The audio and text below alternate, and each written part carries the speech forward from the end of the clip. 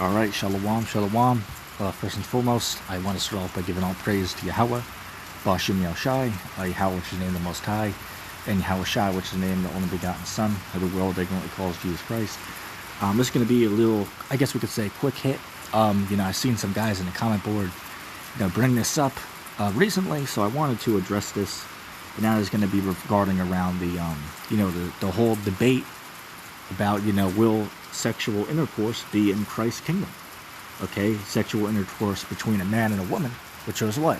How you repopulate, okay, and how you bring forth life, which may I mention, that's the way that the Lord intended it from the beginning, man.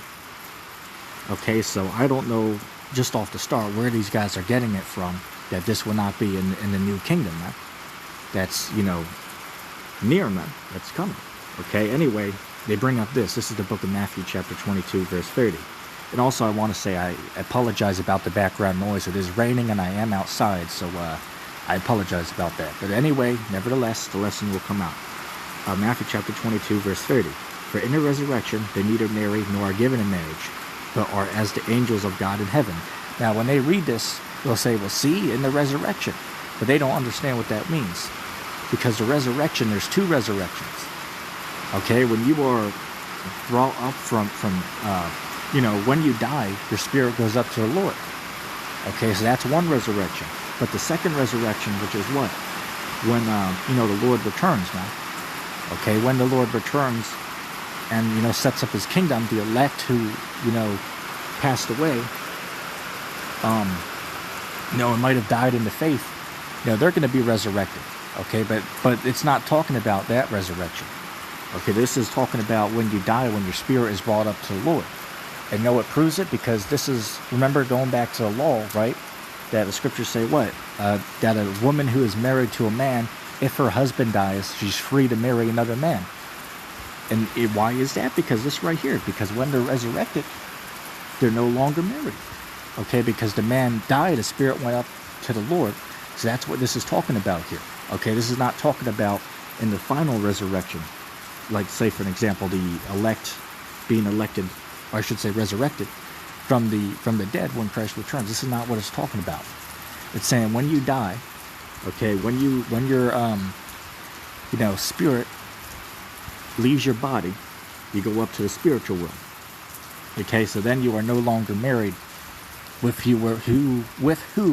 you were married with here on the earth. Okay, and as I said, going back to the law, which we all should know it, right? When a man dies, his wife is free to marry who she will, okay, when he dies.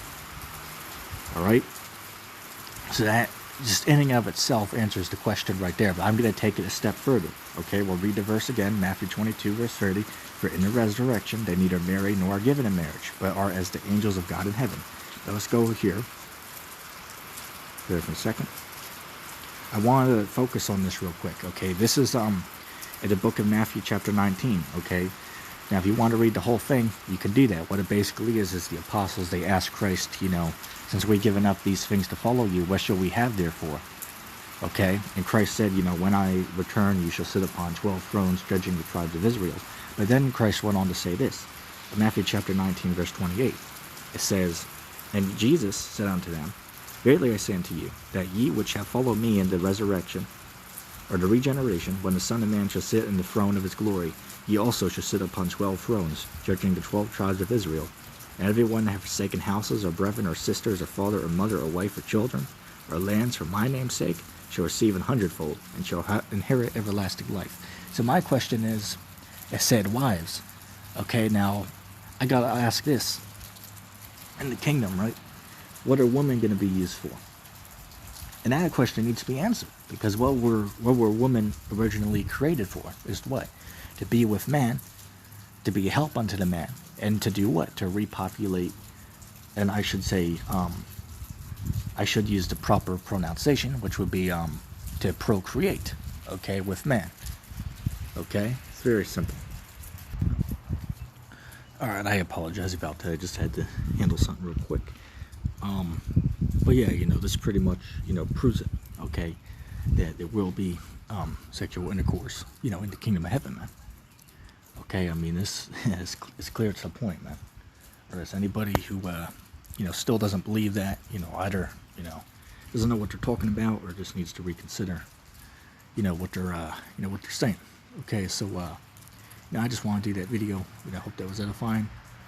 And, I'm going to say shalom.